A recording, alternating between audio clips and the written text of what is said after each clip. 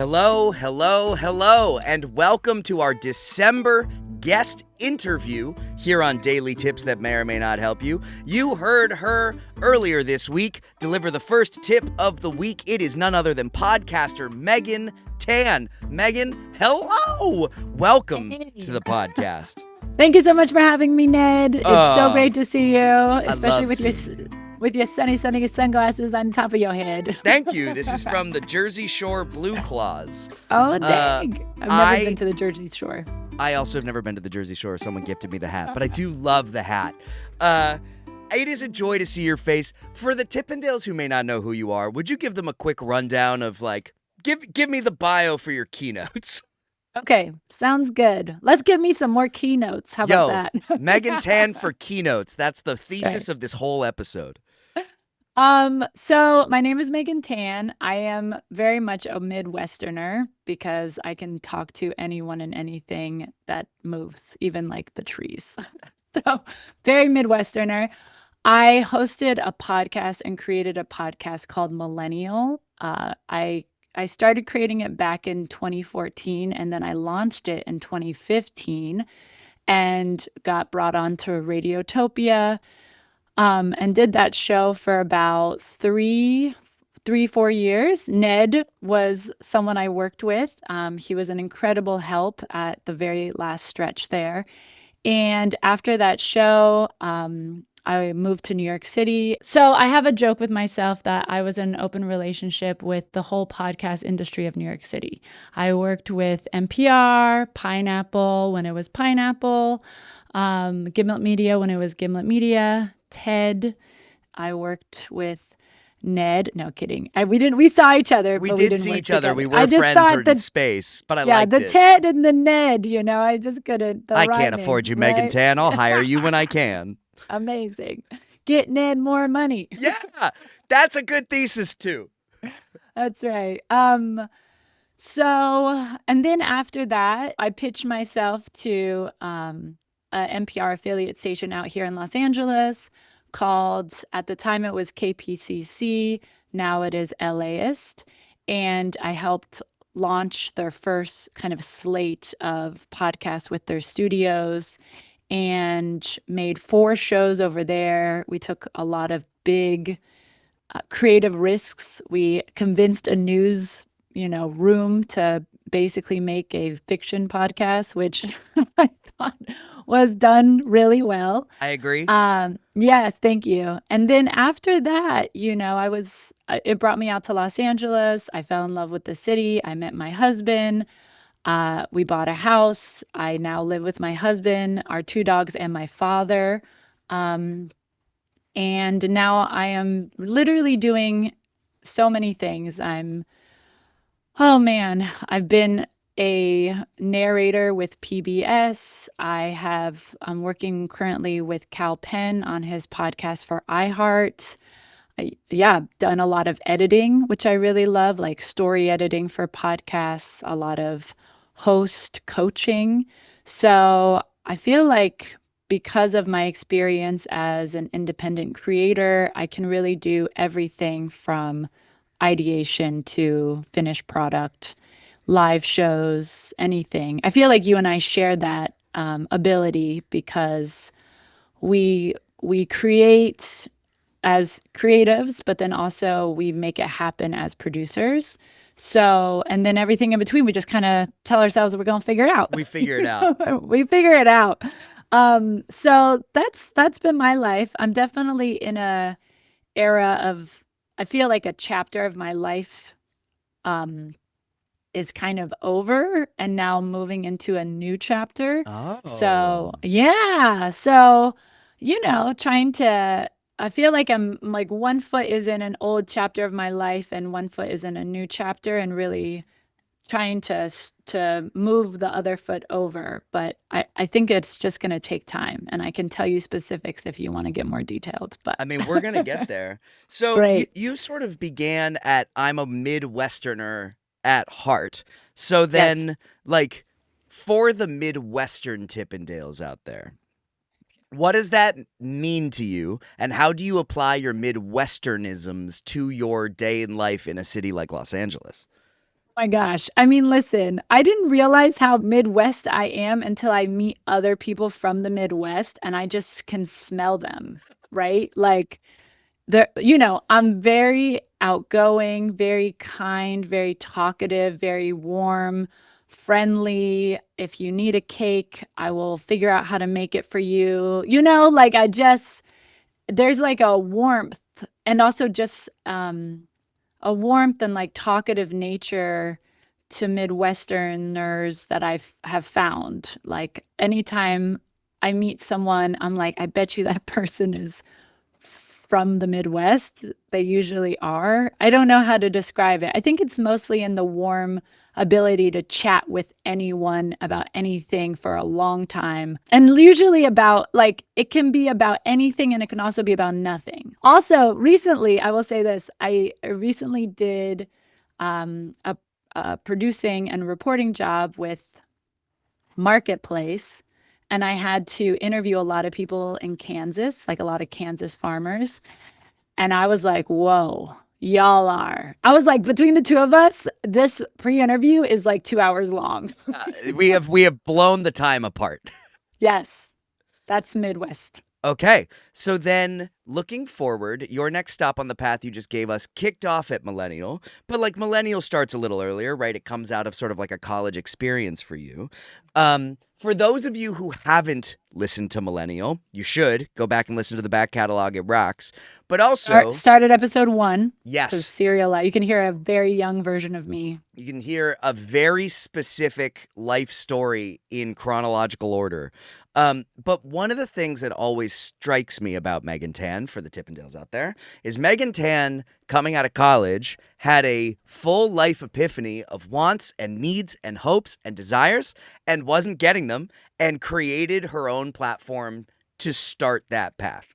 So, Megan Tan, when you are coming out of college with a degree not in audio and you've realized audio is the thing you would like to be doing, do you have, I'm going to ask you to talk about that moment, but what I really want to know is, do you have a tip for that moment of realization? Some way of accepting the pinch to the ouch for people out there who might be having similar yearnings but don't know how to like take the leap?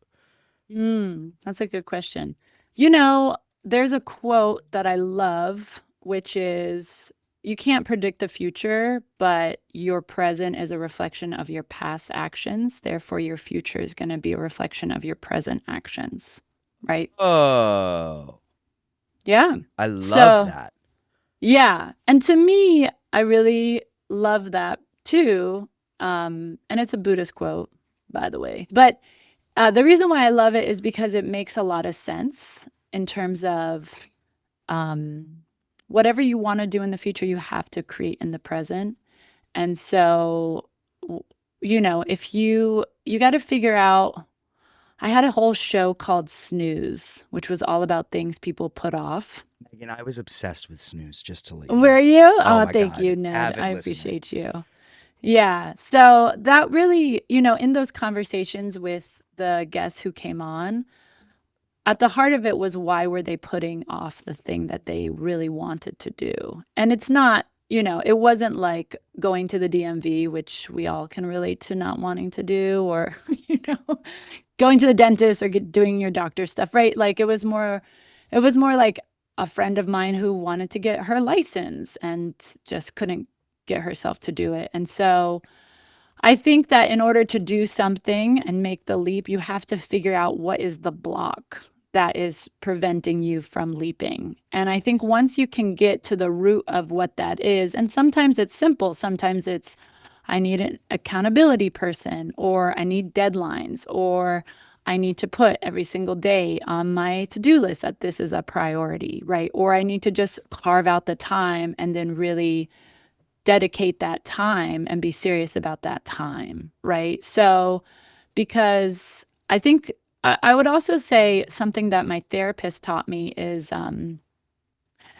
really Newton's law of motion, which is something at rest will stay at rest, but once it's in motion, it stays in motion. So, and that to me makes a lot of sense too, right? Like, even if you just do one small thing a day towards the thing you want to make a leap at doing, right?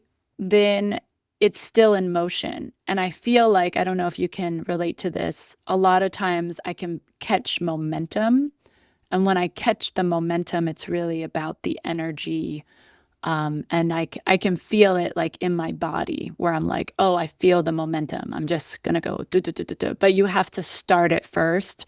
And sometimes you got to quiet your brain down and just go through the motions of starting. Are you a person who puts are you like a create a task list, check it off one by one? Are you a person who makes like a Kanban board and moves things around? Like, how are you in terms of like tracking those steps for yourself? I think I've been all those things. I'm a Virgo, so You sure? y'all know I like a list. I love me a list. I would say that when it comes to priorities, for me, listen, I'm always about systems. I realize this as I've gotten older. I love systems and operations, and I love to figure out how to scale things, you know? So, a lot of times for me, what I notice is it's no longer if it's on a list or not. It's more like, did I carve out the time to do it? So if you look at my Google Calendar, if I really want to dedicate myself to do something, I have to block it out and put a timer and put like, hey, your job is to do this during this time and nothing else, right? So I think in that way it takes a lot of discipline Yeah. because the noise to procrastinate, if you want it, it's there, you know? And it's really how dedicated are you to the thing you want to do, in my opinion? Because if someone asks me to do something, I'm like, I'm there. That becomes top priority, right? So I sometimes have to psych my brain out and pretend like the thing I want to do is being asked by someone Oh, else. Yeah. I love that. Being, yeah, where you're like, that's why an accountability partner is nice because you are like, I'm doing this for me, but this person is going to be there. I also want to be able to present something to them, right? I think it's important to just report to people, or else you're just kind of living out of the context of the world around you, out of the context of society. It can be very just not motivating. Yeah. You know? Yeah, So right? you and I met in Maine working on Millennial. Megan Tan gave me my first official job in podcasting. I'd been No producing way. podcasts, but I'd only been producing for me and the stuff I made. Megan was the first person in podcasting I worked for. And a day that really has stood out to me all across my entire career is the day that you, Megan Tan, sat me down and told me that you were going to be ending Millennial. And I think about it all the time Oh my because God. we had Amazing. spent a long time figuring out what the path was and how we could like get it to sustainability for us and for you and how we could like clear the catalog.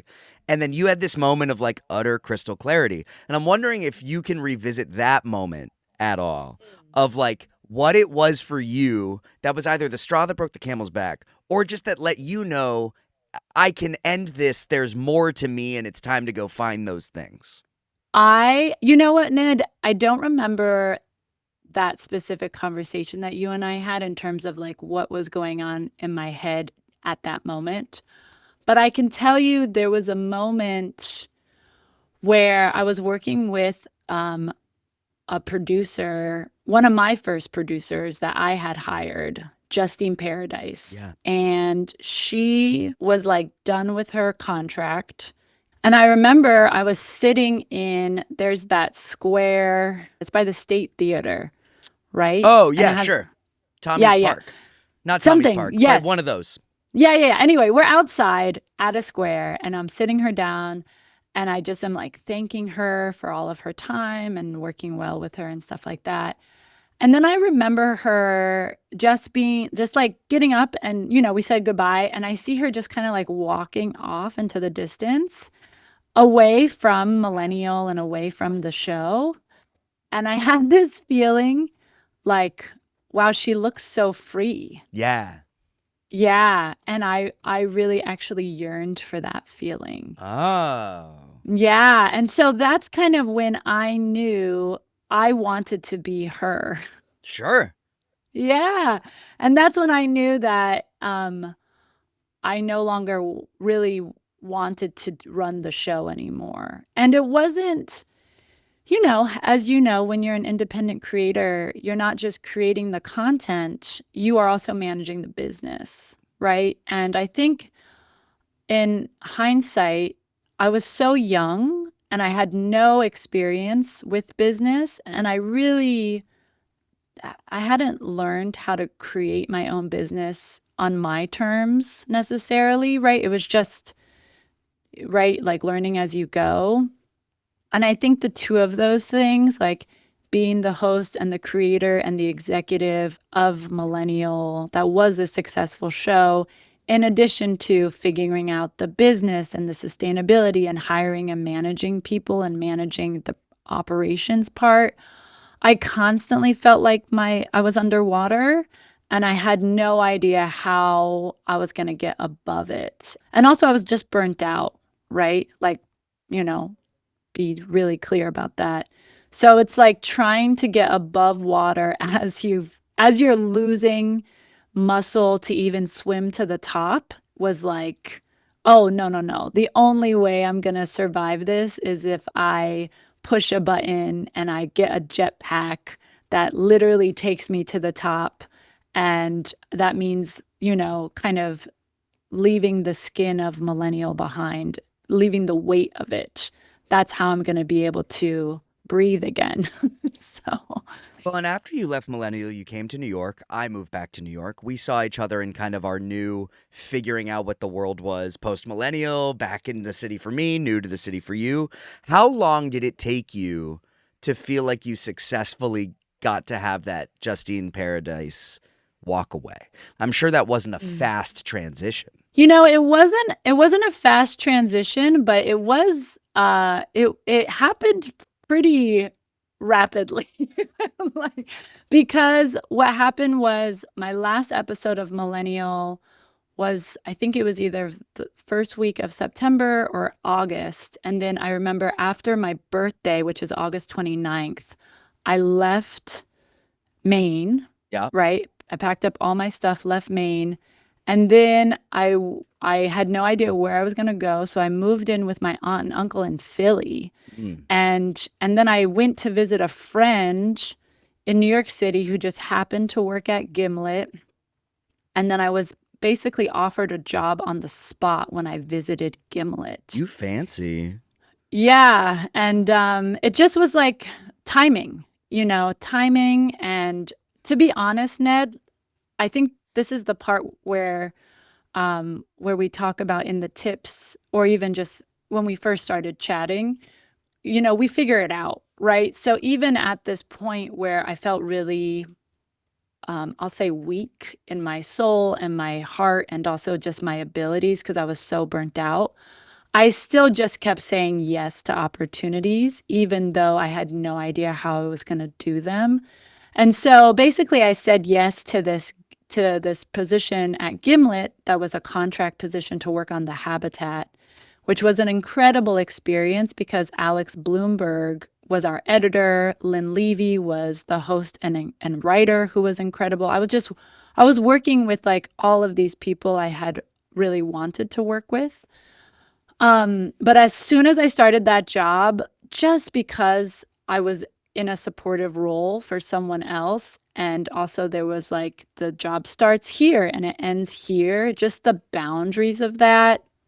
Whoa, I can do anything outside of these hours? What? I'm on the street. I am like I was very free. So, What was yeah. the moment that took why LA? Like you're bouncing podcast to podcast company, you're kind of building this career and this notoriety. What made you go, "Hey, I'm going to switch coasts. Like I'm going to flip it all up." I'm never I had never been drawn to places necessarily. I think this is the benefit of being from the Midwest because Ohio's like very flat, very comfortable, very manageable. And so everything else is like, whoa, whoa, whoa, So I had never felt attracted to a specific place. And so to be honest, Ned, I didn't really expect LA. I was following a job Sure. opportunity and it just happened to be in LA.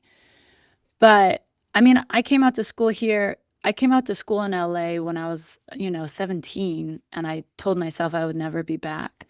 And then it just was like, "Oh, you actually." I remember talking to my friends in New York and telling them I was coming to LA, and they were like, "Oh, that makes a lot of sense."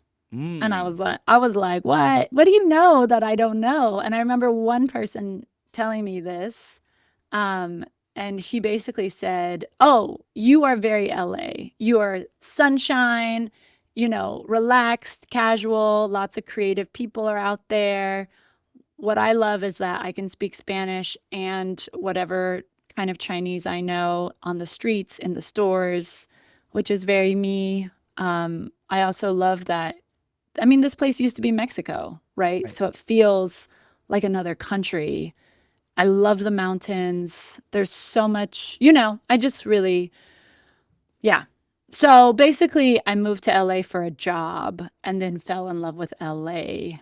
And the job became the catalyst for that love, which is kind of like a lot of times you hear people moving for a partner Sure. and then let's say the partner goes away and you're just like stuck in a new place. That was like me, but with a job. Sure. Yeah. Well, as someone who's therefore moved around this country a lot, do you have a tip or trick for moving a great distance like that? Like, how do you get your life to go from Maine to New York to LA in the span of what? It was like 3 years, 4 years? Oh, sure. I mean, listen, I grew up in the same house my whole life. And then right after I turned 17, I moved every single year for 10 years. So, because became a photojournalist, I did a bunch of internships. I lived in Ecuador at one point. So my strategy is I always get a library card. Oh, I love that tip. Yes, because you feel like you're in the community. I find my library, I get a library card. I find either my coffee shop or ice cream shop, depending on what season we're in. Like that becomes my go-to spot. To feel cozy, to bring a book, right? To be like, this is my spot. I'm gonna get to know everybody who works here. Again, Midwestern personality, right? And I'm gonna become friends with like, yeah, all the people who work here. This is gonna be my spot. And then the third thing I do is I'm very fortunate that I do have a philosophy of life with a Buddhist community, and that community has an organization called the Soka Gakkai organization. And so SGI and Nichiren Buddhists this form of Buddhism is practiced in 192 countries. So whenever I move someplace, I also just plug into that community immediately, and it feels like family. I came out to LA with my wife and we went to a taco festival together and it was awesome. And one of the things you said to me at that time was first it was look at us. Who would have thought we would have survived that nonsense? But Yeah. the other thing I remember you saying to me was like it's really nice to live somewhere that legitimately feels like home, Mm. which felt really cool to hear as your friend and as someone who's looked up to you for a long time. And so I'm curious if in the closings of these conversations, you can give me 5 fast tips for Los Angeles for the Mm. Tippendales. Oh, that's a good one. Well, number one is you got to get some really good street food, Mm. right? And so I can definitely send you a list. I would look up LA Taco. LA Taco has this incredible map on their app where it looks like a Google Maps, but for just really good street tacos. Ugh, that's a dream. Highly recommend. Yes, highly recommend. Then the second thing is, I would go on a hike here in LA because I didn't realize how much nature is out here, but there is a lot. Coyotes just be knocking on your door. You know what I mean? It's just a lot of nature. So there's some incredible views out here, incredible hikes. So that's number two. Number 3 is wherever I go, I always try to hang out with people who are from that city and grew up in that city. Find someone who's from the area who can basically take you to parts of the city that are overlooked, and also bring you into the fold with people who are like they're just a genuine part of the city. And then I guess the 4th thing is for LA. There are 88 cities in one city, right? So I think I would just, if I was visiting, depending on how much time I had, I would choose just like one, let's say you don't have that much time. I would choose like one section of LA, whether that's Glendale or Santa Monica or South Central or Inglewood or downtown or, Boyle Heights or, right, you have all these cities within a city. And I would just like really get to know that section. Walk around, go to all, like have breakfast and dinner and everything in that one space. And then next time be like, okay, I'm going to come back, and then explore a different section. Like if you're coming here for work all the time, I would just explore LA section by section almost. Yeah. And then I guess the final thing, you got to go to a Korean spa. Yeah. That's Yeah, you gotta, right. yeah, you gotta have someone like really scrub the shit out of you and treat you like a fish, like on, some wet, I don't know even what it is. It's just like a wet bed and they just, and you're like, oh shit, that's my skin. And that's been there for decades. Nasty. You really need that experience. And it's here for you in LA. The one time I went to a Korean spa, I was like, I'm gonna get the full treatment. I did everything, and then during the massage, the lady was very small and just like walking all over my back. And then her like finishing move, her like ta-da, was she did a somersault to No dismount way. down my back. And it What? was honestly the least relaxing thing anyone has ever done to me. I had this like I hour-long don't think we go to the same yeah, Korean I had this like spas. hour-long massage that was so wonderful. And then she was like, and flip. And I was like, Oh my God. no. That's crazy. The Korean spa that I go to is like, I don't know what it's like for men, but basically your whole body is being scrubbed Yes. down and all of your skin is coming off. Yep, that's exactly the same. That's Yeah. true. Megan Tan, I am thrilled that your world rocks. And I am thrilled to see you nearly a decade after our experience in Maine, killing it. And I'm so thankful you joined us this month on Daily Tips that may or may not help you. We've got 5 tips from Megan this month. You heard one of them on Wednesday. You're going to hear 4 more upcoming, unless you're finding this episode after it dropped, and then I don't know what the math is anymore. You do your own calendar math. Megan, would you please remind the Tippendales where they might be able to find a little bit more about you, connect with you if they so wish, or listen to some of your work? Sure. Thank you, Ned, for having me on. It's such a pleasure. Enjoy to talk with you. You can follow me on Instagram at MEGANLEETAN. That's Megan Lee Tan, one word. And then you can also listen to old episodes of Millennial and also new iterations of the show, which has been rebranded to Dear Millennial. I did 10 episodes of that. Anywhere you get your podcasts, I think you can just look up Dear Millennial and Megan Tan. Megan Tan, I love you so much. Thank you so much for being here on Daily Tips that may or may not help you. Tippendales, we will be back on Monday with myself and Ariel Nissenblatt, and you can check in every Wednesday for another tip with Megan Tan here on Daily Tips that may or may not help you.